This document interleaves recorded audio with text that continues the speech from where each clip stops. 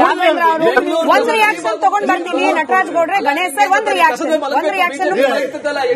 ರಾಘವೇಂದ್ರ ಅವ್ರ ವಾಯ್ಸ್ ಬರ್ಲಿ ಸರ್. ಒಂಚೂರು ಲೈಟ್ ಇರೋ ಏರಿಯಾಗ್ ಬರ್ಬೋದಾ? ಚೂರ್ ಲೈಟ್ ಇರೋ ಏರಿಯಾಗ್ ಬರ್ಬೋದಾ? If you can sir. ನನ್ನ ಪ್ರಶ್ನೆ ಅಂತೂ ಕೇಳ್ತೀನಿ ಅವರಿಗೆ ರಾಘವೇಂದ್ರ ಅವರಿಗೆ ಗಣೇಶ್ ಸರ್.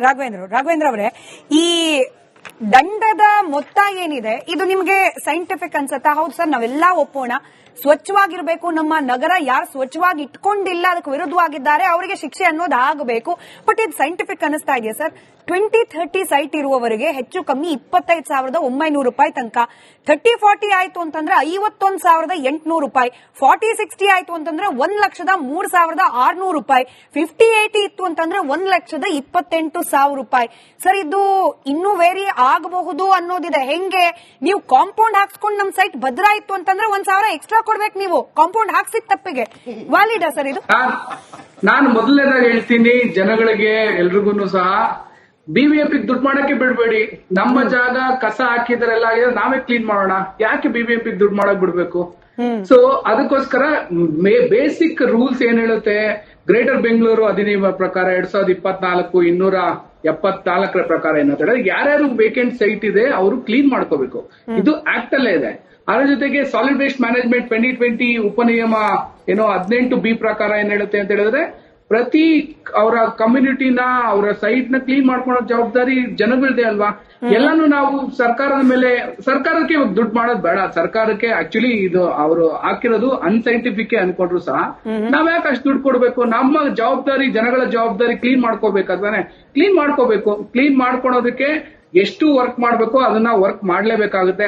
ಅದು ಬಿಟ್ಬಿಟ್ಟು ನಾವು ಕ್ಲೀನ್ ಮಾಡಲ್ಲ, ನಾವು ಹಂಗೆ ಇಟ್ಕೊಂತೀವಿ. ಆಲ್ರೆಡಿ ಸುಮಾರು ಒಟ್ಟು 30% ಕ್ಲೀನ್ ಮಾಡ್ಕೊಂಡಿದ್ದಾರೆ ಅಂತ ಹೇಳಿದ್ರೆ, 30% ಕ್ಲೀನ್ ಮಾಡಿದ್ರೆ ಇನ್ನು 70% ಸಹ ಕ್ಲೀನ್ ಮಾಡ್ಕೋಬೇಕಾಗುತ್ತೆ. ಈಗ ಬಹಳಷ್ಟು dump yard, garbage dump yard ಇರ್ಬೋದು, ಜೊತೆಗೆ ನೈರ್ಮಲ್ಯ ಇರ್ಬೋದು, ಜೊತೆಗೆ ಅಲ್ಲೆಲ್ಲ ಕಸಗಡ್ಡಿಗಳೆಲ್ಲ ಆಗಿರೋದು ಸಹ ಇದು ವೇಕೆಂಟ್ ಸೈಟ್ಗಳಿಂದಾನೆ. ಆ ವೇಕೆಂಟ್ ಸೈಟ್ಗಳು ಓನರ್ ಜಿಬಿಎ ಏನ್ ಜವಾಬ್ದಾರಿ ಇರುತ್ತೋ ಅಟ್ ಸೇಮ್ ಟೈಮ್ ಓನರ್ ನಾಗರಿಕರ ಜವಾಬ್ದಾರಿನೂ ಸಹ ಅದೇ ಅದು. ಅದಕ್ಕೋಸ್ಕರ ಅವರು ಕ್ಲೀನ್ ಮಾಡ್ಕೊಳ್ಳೇಬೇಕಾಗುತ್ತೆ. ಇಲ್ಲ ಅಂತ ಹೇಳಿದ್ರೆ ನಾವೆಲ್ಲ ಕಟ್ಟಿರೋ ಟ್ಯಾಕ್ಸ್ ಪೇಯರ್ಸ್ ದುಡ್ಡಿಂದ ಯಾಕೆ ಕ್ಲೀನ್ ಮಾಡಬೇಕು? ಅದಕ್ಕೋಸ್ಕರ ಬಿಬಿಎಂಪಿನೇ ಕ್ಲೀನ್ ಮಾಡುತ್ತೆ. ಕ್ಲೀನಿಕ್ ಆಪ್ ಅಂತಾನು ಇದೆ, ಅದ್ರ ಮೂಲಕ ಮಾಡ್ಕೋಬಹುದು. ಕರೆಕ್ಟ್. ನಾಗರಿಕ ಪ್ರಜ್ಞೆ ಅನ್ನೋದನ್ನ ನಾನು ಕಾರ್ಯಕ್ರಮದ ಪ್ರಾರಂಭದಲ್ಲೂ ಹೇಳಿದೆ, ಬಹುಶಃ ಕಡೆಯವರೆಗೂ ಕೂಡ ನಾವು ಮಾತನಾಡ್ತೀವಿ. But at the same time Krishna ಬೈರೇಗೌಡರು ಇವತ್ತು ಕೊಟ್ಟಿರೋ ಲೆಕ್ಕ ನೀವು ಉತ್ತರ ಕೊಡ್ಲಿ, ನಿಮ್ದಾದ್ಮೇಲೆ ನಟರಾಜ್ ಗೌಡರು ಕೂಡ ಈ ಪ್ರಶ್ನೆಗೆ ಉತ್ತರ ಕೊಡ್ಲಿ. ಕೃಷ್ಣ ಬೈರೇಗೌಡ ಅವರೇ ಕೊಟ್ಟಿರೋ ಲೆಕ್ಕ, ನಾವು ಆಗಸ್ಟ್ 1ರಿಂದ ಪ್ರಾರಂಭ ಮಾಡಿದ್ವಿ ಈ ಡ್ರೈವ್ ಅನ್ನ, ಇಲ್ಲಿವರೆಗೂ ಸರಿಸುಮಾರು 1,22,000 ಟನ್ ಅಷ್ಟು ಡೆಬ್ರೀಸ್ ನ ಸರ್ ನಾವು ಕ್ಲಿಯರ್ ಮಾಡಿದೀವಿ ಅಂತ ಹೇಳ್ತಿದ್ದಾರೆ. ಇದರಲ್ಲಿ ಯಾರೆಲ್ಲ ಸಹಕಾರ ಕೊಟ್ರು? ಬೆಸ್ಕಾಂನವ್ರು ಸಹಕಾರ ಕೊಟ್ರು, ಹಾಗೆ BMRCL ಅವ್ರು ಸಹಕಾರ ಕೊಟ್ರು, BDN ಅವ್ರು ಸಹಕಾರ ಕೊಟ್ರು ಅಂತಂದ್ರೆ ಏನು? ಇನ್ನು ನಾಗರಿಕರ ವಿಚಾರ ಅಲ್ಲ ಇದು, ಸರ್ಕಾರದ ಅಡಿಯಲ್ಲಿರ್ತಕ್ಕಂತ ಈ ಎಲ್ಲಾ ಸಂಸ್ಥೆಗಳಿಗೆ ಸಂಬಂಧಪಟ್ಟ ಜಾಗದಲ್ಲಿದ್ದ ಕಸ ಸರ್. ಎಷ್ಟು? 1,22,000 ಟನ್ ಅಷ್ಟು ಕಸ. ಇದನ್ನ ಯಾರ ಹತ್ರ ಸರ್ ಪೆನಾಲ್ಟಿ ಇಸ್ಕೊಳ್ತಿದ್ದಾರೆ? BMRCL ಅಧಿಕಾರಿ ಹತ್ರ ಇಸ್ಕೊಳ್ತಿದ್ದಾರಾ? ರೆಸ್ಪಾನ್ಸಿಬಿಲಿಟಿ ಅವ್ರದ್ದು ಅಲ್ವಾ? ಅವ್ರ ಮೂಗಿನಡಿನೇ ಅಲ್ವಾ ಕಸ ಇದ್ದಿದ್ದು? ಬೆಸ್ಕಾಂನವರು ವೆಬ್ ಗಳನ್ನ ರಿಮೂವ್ ಮಾಡಿದ್ರಂತೆ, ಇಷ್ಟು ವರ್ಷ ಬಿಟ್ಟಿದ್ ಯಾಕೆ? ಅವ್ರಿಗೂ ಹಾಕ್ಬೇಕಲ್ಲ ದಂಡ. ಯಾಕೆ ಕೇವಲ ಸಾಮಾನ್ಯ ನಾಗರಿಕರನ್ನು ಅನುಭವಿಸಬೇಕು ದಂಡದ ಈ ಬರೇನಾ? ಐ ಟೋಟಲಿ ಅಗ್ರಿ ಸ್ಮಿತಾ ಅವರೇ, ನೀವೇನ್ ಹೇಳ್ತಾ ಇದ್ದಾರೆ totally agree. At the same time ಇದೆಲ್ಲ ಕ್ಲಿಯರ್ ಮಾಡಿರೋದು BMRCL, BDA, BWSSP ಅವರೇ ಕ್ಲೀನ್ ಮಾಡಿರೋದಲ್ವಾ? ಜಿಬಿಎ ನಮ್ ಟ್ಯಾಕ್ಸ್ ಪೇಯರ್ಸ್ ದುಡ್ಡಿಂದ ಕ್ಲೀನ್ ಮಾಡಿರೋದು. ಇವಾಗ ಆಗಸ್ಟ್ 1ನೇ ತಾರೀಕಿಂದ ಅದು ಎಷ್ಟು ವರ್ಷದಿಂದ ಇತ್ತು? ಅದರಿಂದ ಸಮಸ್ಯೆಗಳೆಷ್ಟು? ಇದಕ್ಕೆ ದಂಡ ಬೇಡವಾ ಮೇಡಮ್? ಅಟ್ಲೀಸ್ಟ್ ಇವಾಗ ಸಾರ್ವಜನಿಕರ ಮೇಲೆ ಇವಾಗ ದಂಡ ಆಗ್ತಾ ಇದಾರಾ? ಇಲ್ಲ ಅಲ್ವಾ? ಸಾರ್ವಜನಿಕರಿಗೂ ಸಹ ಟೈಮ್ ಕೊಡ್ತಾ ಇದಾರಲ್ವಾ? ಅಟ್ ದ ಸೇಮ್ ಟೈಮ್ ಎಲ್ಲಾ ಪ್ಯಾರಾಸ್ಟೇಟಲ್ ಏಜೆನ್ಸಿಗೂ ಸಹ ಟೈಮ್ ಕೊಟ್ಟಿದಾರಲ್ವಾ? ಟೈಮ್ ಕೊಟ್ಬಿಟ್ಟು ಈಗ ಮಾಡ್ಲಿಲ್ಲ, ಇನ್ಮೇಲೆ ಮಾಡ್ಲಿಲ್ಲ ಅಂತ ಹೇಳಿದ್ರೆ ನಿರ್ದಾಕ್ಷಿಣ್ಯವಾಗಿ ಜಿಬಿಎ ಎಲ್ಲಾ ಪ್ಯಾರಾಸ್ಟೇಟಲ್ ಏಜೆನ್ಸೀಸ್ ಮೇಲೆ ದಂಡ ಹಾಕ್ಲೇಬೇಕು. ದಂಡ ಹಾಕೋದೇ ನೆಕ್ಸ್ಟ್ ಯಾವಾಗ ನಮ್ಮ ಜನಗಳ ಮೇಲೆ ದಂಡ ಹಾಕ್ತಾ ಇದಾರಲ್ಲ, ಸಾರ್ವಜನಿಕ ಸಂಸ್ಥೆಗಳ ಮೇಲೂ ಸಹ ದಂಡ ಹಾಕ್ಬೇಕು. ಅದ್ರ ಬಗ್ಗೆನೂ ಸಹ ಸರ್ಕಾರ ಯೋಚನೆ ನಡೆಸ್ತಾ ಇಲ್ಲ. ನಂದೊಂದು ಇದಿದೆ, ನಾನು ಗಣೇಶ್ ಮಾತಾಡ್ತಾ ಇದ್ದೀನಿ. ದಂಡ ಹಾಕೋದು ಅಂತಂದ್ರೆ ಸ್ಥಳದಲ್ಲಿ ಹಾಕ್ತಿದ್ರು, ಇವ್ರದ್ದು ಇನ್ನೊಂದು ಸ್ಟೈಲ್ ಇದೆ. ನಾನು ಅವ್ರ ಖಾತೆಗೆ ಹಾಕ್ಬಿಡ್ತೀನಿ, ಖಾತೆ ಕಂಡಾಗಲೇ ತಗೊಂಡ್ಬಿಡ್ತೀನಿ. ಯಾವಾಗ ಕೇಳಿದ್ರೆ ಸೈಟ್ ಅಲ್ಲಿ ಸೈಟ್ ಅಲ್ಲಿ ಹಾಕಿದೀರಾ ನೀವು, ನನ್ನ ಸೈಟ್ ನಾನ್ ತಗೊಂಡೋಗಿ ಎಲ್ಲ ಹಾಕ್ಲಿ. ಕಸಕ್ಕೆ ಇವಂದು ಅಂತ ಏನಾದ್ರು ಬಣ್ಣ ಇದೆಯಾ? ನೀತಿ ಇದೆಯಾ ಸರ್? ನಾನು ಹೇಳೋದೇನು ಅಂತ ಹೇಳಿದ್ರೆ ಸಾರ್ವಜನಿಕರು ಪಾಲಿಸೋ ರೀತಿಯಲ್ಲಿ ಇರಬೇಕು. ಕಂದಾಯದಲ್ಲೂ ಹಾಕ್ಬಿಡ್ತೀನಿ, ಹಂಗೆ ಟ್ಯಾಕ್ಸ್ ಅಲ್ಲ ಏನ್ ಸರ್ ಕೇಳಿಸ್ಕೊಳ್ಳಿ ಗೋಲಿ ಗಣೇಶ, ನಾನು ಹೇಳೋದೇನು ಅಂತ ಹೇಳಿದ್ರೆ ನಮ್ಮ ಜಾಗಗಳಲ್ಲಿ ನಾವುಗಳೇ ಕಸ ಹಾಕಲ್ಲ. ಜವಾಬ್ದಾರಿ ದಂಡ ಹಾಕ್ತೀರಿ, ಜವಾಬ್ದಾರಿ ಜಾಗಗಳಲ್ಲಿ ನಾವುಗಳೇ ಕಸ ಹಾಕಲ್ಲ, ಬೇರೆಯವ್ರು ಬಂದು ಕಸ ಹಾಕ್ತಾರೆ, ಬೇರೆಯವ್ರು ಬಂದು ಗಲೀಜು ಹಾಕ್ತಾರೆ. ಶಿವಕುಮಾರ್ ಅಂತ ನಮ್ಮ ವೀಕ್ಷಕರು ದೂರವಾಣಿ ಸಂಪರ್ಕದಲ್ಲಿದ್ದಾರೆ. ಶಿವಕುಮಾರ್ ಅವರೇ ನಮಸ್ಕಾರ. ರೈಟ್, ಬಹುಶಃ ದೂರವಾಣಿ ಸಂಪರ್ಕ ಕಡಿತ ಆಗಿದೆ. ನಟರಾಜ್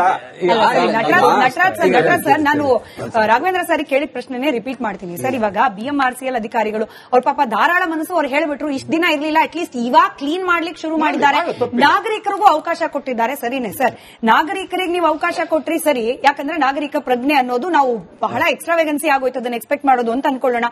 ಈಗ BMRCL ನವರು, ಬೆಸ್ಕಾಂ ನವರು, BDA ನವರು ಅವರೆಲ್ಲ ಇಷ್ಟ ದಿನ ಸುಮ್ಮನೆ ಇದ್ರಲ್ಲ, ಅವ್ರನ್ನ ಅಕೌಂಟಬಲ್ ಮಾಡೋದಿಲ್ವಾ? ಅವ್ರಿಗೂ ಹಾಕಿ ಸರ್. ಅಂದ್ರೆ ನಾನೇನಿಲ್ಲ ಅಧಿಕಾರಿಗಳನ್ನ ಟಾರ್ಗೆಟ್ ಮಾಡ್ತಿಲ್ಲ, ಸಾಮಾನ್ಯ ಜನರ ಆಲೋಚನೆಗೆ ತಕ್ಕಂಗೆ ನಾನು ಪ್ರಶ್ನೆ ಕೇಳ್ತಾ ಇದ್ದೀನಿ. ನಮಗ್ ಮಾತ್ರ ನೀವು ಲಕ್ಷಾಂತರ ರೂಪಾಯಿ ದಂಡ ಹಾಕ್ತಿದ್ದೀರಿ. ಸರ್ಕಾರಿ ಅಧಿಕಾರಿಗಳಾದ್ರೆ ಸರ್ಕಾರದ ಖಜಾನೆಯಿಂದ ದುಡ್ಡು ಕಟ್ಟಿ, ಸರ್ಕಾರದ ಖಜಾನೆ ಯಾರು ದುಡ್ಡು ಸರ್? ನಮ್ದೇ, ಟ್ಯಾಕ್ಸ್ ಪೇಯರ್ಸ್. ಈಗ ವೆರಿ ವೆರಿ ಕರೆಕ್ಟ್ ಆಗಿದೆ ಇದು. ನೋಡಿ, ಯಾವ ಅಧಿಕಾರಿಗಳ ಲೋಪದಿಂದ ಇಲ್ಲಿವರೆಗೂ ಎಲ್ಲಾ ಇಲಾಖೆಗಳು ನೀವು ಹೇಳ್ದಂಗೆ BMRDA, BDA ಅಥವಾ ಬೇರೆ ಬೇರೆ ಜಾಗಗಳಲ್ಲಿ ಎಲ್ಲಿ ಕಸ ಇತ್ತು ಅದನ್ನ ಖಂಡಿತವಾಗಿ ಮಾಡ್ಬೇಕು. ಅದು ಎಲ್ಲ ವಿಲೇವಾರಿ ಮಾಡ್ಬೇಕಾಗಿತ್ತು, ಅಲ್ಲಿಂದ ರಿಮೂವ್ ಮಾಡ್ಬೇಕಾಗಿತ್ತು. ಅವ್ರ ಹೊಣೆಗಾರಿಕೆ ಇತ್ತು, ಹೊಣೆಗಾರಿಕೆನ ಇವಾಗ ಅಕೌಂಟಬಿಲಿಟಿ ತಗೊಂಡು ಕೃಷ್ಣ ಬೈರೇಗೌಡರು ಅವರೆಲ್ಲರಿಗೂ ಅಕೌಂಟಬಿಲಿಟಿ ಕೊಟ್ಟು ನೀವೆಲ್ಲ ತೆಗಿಬೇಕು ಅಂತ ಹೇಳಿ ತೆಗಿಸ್ತಾ ಇದ್ದಾರೆ. ಅದು ಸಾರ್ವಜನಿಕರಿಗೂ ಅದೇ ಹೇಳಿದ್ದಾರೆ, ಸರ್ಕಾರಿ ಜಾಗಗಳಲ್ಲಿ ನಾವು ಕ್ಲೀನ್ ಮಾಡ್ಕೊಂತೀವಿ, ಸರ್ಕಾರಿ ಹೊಣೆಗಾರಿಕೆ ನಮ್ದಿದೆ.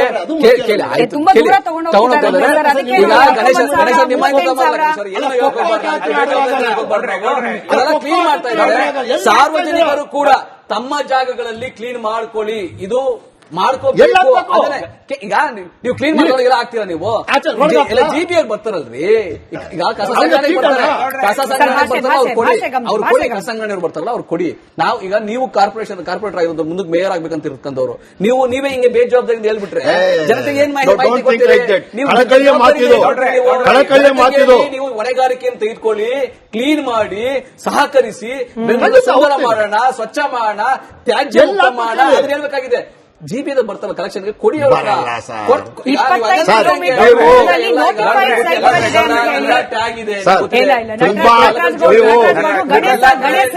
ಕೃಷ್ಣ ಬೈರೇಗೌಡ ಹೇಳಿದ್ದಾರೆ ನೋಟಿಫೈಡ್ ಸೈಟ್ಗಳಿದೆ ಕೆಲವು ಪ್ರದೇಶ, 25 ಕಿಲೋಮೀಟರ್ ದೂರದಲ್ಲಿದೆ, ಅಲ್ಲಿಗೆ ನಾವು ತಗೊಂಡು ಹೋಗ್ಬೇಕು. ಲಾರಿಗಳಿಗೆ ಬೆಳಗ್ಗೆ ಹೊತ್ತು ಟ್ರಾಫಿಕ್ ರೂಲ್ಸ್, ಲಾರಿ ಓಡಾಡಂಗಿಲ್ಲ, ಹಿಂಗಾಗಿ ನಾವು ಇಷ್ಟೊಂದು ಜಾಸ್ತಿ ಟ್ರಾನ್ಸ್ಪೋರ್ಟೇಷನ್ ವೆಚ್ಚ ಹಾಕ್ತಿದೀವಿ ಅಂತ ಹೇಳಿದ್ದಾರೆ ಹೊರತು ಈ ನೋಟಿಫೈಡ್ ಸೈಟ್ ಅನ್ನು ಎಲ್ಲಿದೆ ಅನ್ನೋದು ಇಲ್ಲ. ಕರೆಕ್ಟ್ ಹೇಳಿ